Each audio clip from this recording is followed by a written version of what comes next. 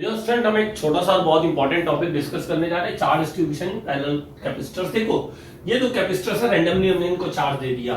इनकी initial voltage कितनी है? इसकी इनिशियल वोल्टेज V1 हम मान लेते हैं Q1/C1 है, और ये मेरे जो सेकंड कैपेसिटर है इसकी इनिशियल वोल्टेज Q2/C2 है। ठीक है, ये हमारा स्विच ऐसे हो गया। जैसे हम स्विच क्लोज करेंगे हमें ये बताना है कि इनके पास फाइनल चार्जेस क्या आएंगे और हीट जनरेशन कितना होगा सर्किट में। देखो कैसे निकालेंगे, देखो बहुत आसान है।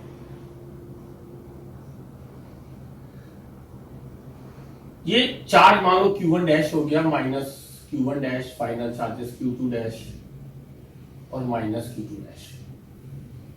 ठीक है, अब एक चीज ध्यान समझना, चार्ज डिस्ट्रीब्यूशन फाइनल बंद कब होगा? जब इनकी वोल्टेज सेम हो जाएगी, यानी कि V1 dash is equal to V2 dash is equal to V मान लो।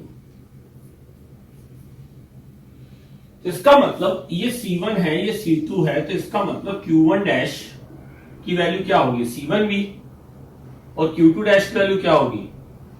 C2V, यानी Q1 dash is to Q2 dash, C1 dash is to C2 dash होगा, sorry C1 is to C2 होगा।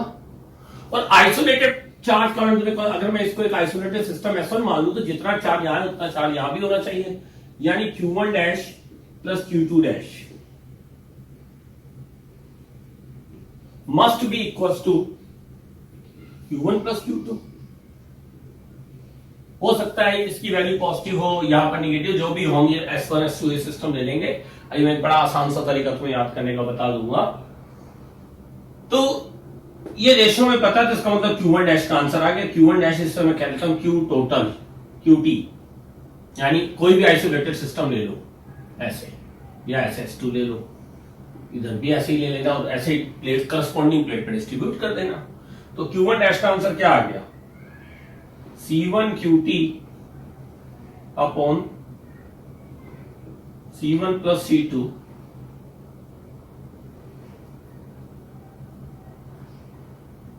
और Q2 dash का answer क्या है?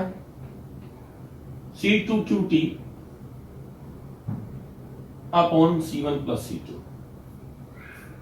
Basically ऐसे समझ लेना कि ये इसलिए भी हो रहा है कि फाइनल वोल्टेज से होने, तो जो भी टोटल चार्ज हो, इसे याद रखने में बड़ा आसान तरीका है। जो भी सिस्टम पे टोटल चार्ज आ रहा है Q1 प्लस Q2 लिख लो विद साइन। पैरेलल कैपेसिटर है, फाइनली जब वोल्टेज बैलेंस करेंगे तो चार्ज को पैरेलल में चार्ज कैसे डिस्ट्रीब्यूट होता है? कैपेसिटेंस के रेशियो में। एक Q1 डैश और Q2 डैश, ये टोटल चार्ज को C1 इस टू C2 के रेशियो में डिस्ट्रीब्यूट कर देना। क्लियर, समझ गए? अब जरा हम इसमें बात करेंगे हीट जनरेशन की, कि हीट जनरेशन कितना आएगा। देखो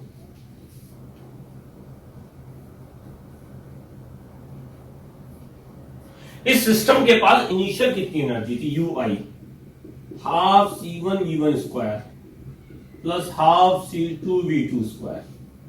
U फाइनल कितनी एनर्जी आएगी? Half C1 V square plus C2 V square by 2, यानी half C1 plus C2 V square. तो लॉस कितना हुआ इस सिस्टम का? आएगा लॉस में डेल्टा U लॉस, यानी हीट जनरेशन माइनस। तो जब मैं लॉस लिख रहा हूं, चेंज नहीं है, लॉस है, तो मैं इनिशियल माइनस फाइनल करूंगा।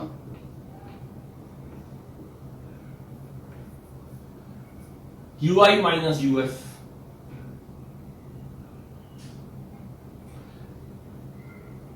अच्छा, इस V की वैल्यू क्या होगी?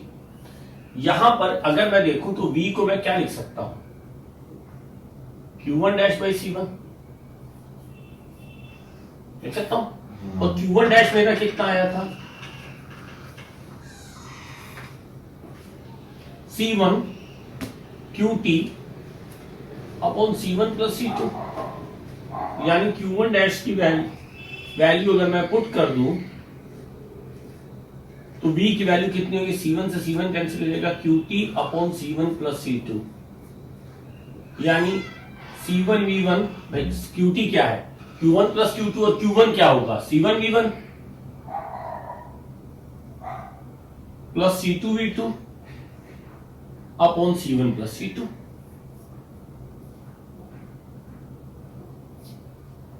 ये वैल्यू मेरी हाफ जब मैं v स्क्वायर करूंगा तो ये आ जाएगा c1v1 प्लस c2v2 का होल स्क्वायर। ऐसा मैकेनिक्स में भी आता है जब हम कोलिजन सॉल्व करते हैं, कुछ ऐसी इक्वेशन वहां पर भी बन जाती है। अपॉन c1 प्लस c2 का स्क्वायर बनेगा, एक c1 c2 है तो ये uf हो गया हमारा। देखो ये इक्वेशन हमारे पास क्या है, uf, तो ये इक्वेशन हमारे पास क्या है, ui। इन दोनों का डिफरेंस एनर्जी लॉस होगा।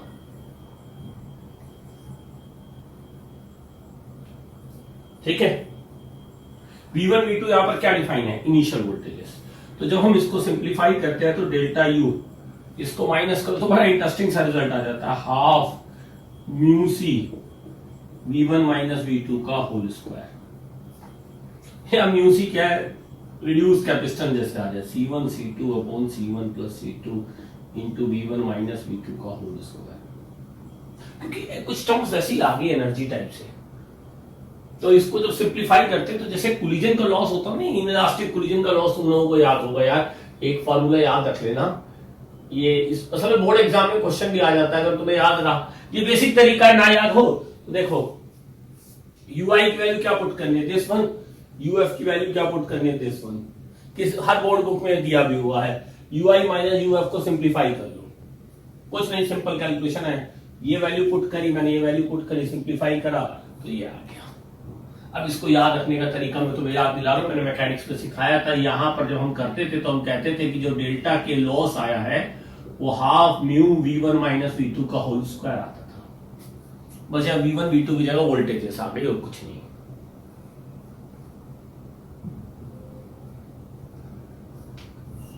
ठीक है, अब ये v1 v2 का मतलब यहां पर क्या है, देखो v1 इस प्लेट की वोल्टेज है, v2 इस प्लेट की वोल्टेज है। q1 q2 की v1 की वैल्यू यहां पर क्या है, q1 बाई c1, और v2 की वैल्यू क्या है, q2 बाई c2।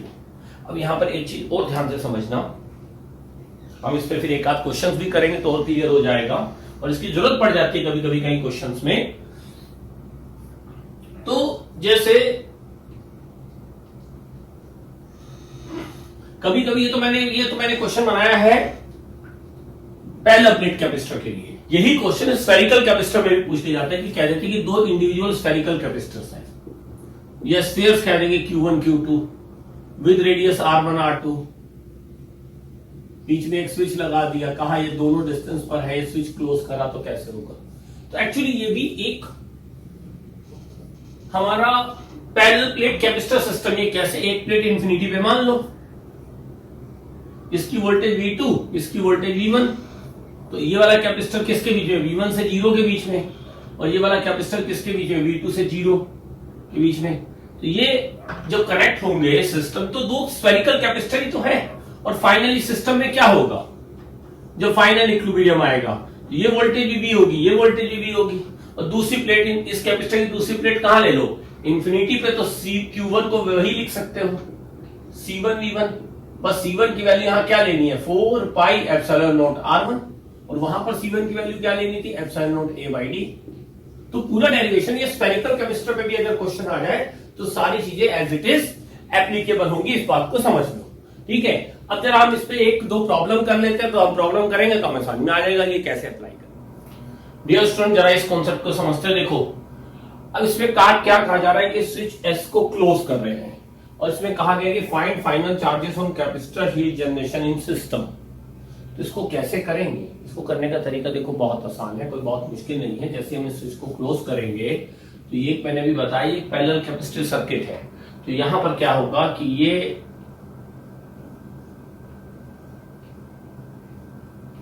दोनों कैपेसिटर पैरेलल में आएंगे, इस चार्ज को Q1 डैश कह लो, इस चार्ज को Q2 डैश कह लो, राइट। अब कोई भी एक सिस्टम ले लेते हैं, जैसे हमने इसको ये सिस्टम लिया, तो इन दोनों का सब पहले टोटल चार्ज है Q1 dash plus Q2 dash, total charge जोड़ लो, कितना आ जाएगा, Q माइनस Q/2 आ जाएगा। और ये किस रेशो में होगा, it will be in ratio of capacitance. तो Q1 dash is to Q2 dash will be in ratio of capacitance. Capacitance कितना है यहाँ पर, C वर्सेस 2C, यानी 1:2। तो Q1 डैश की वैल्यू कितनी आ गई, 1/3 ऑफ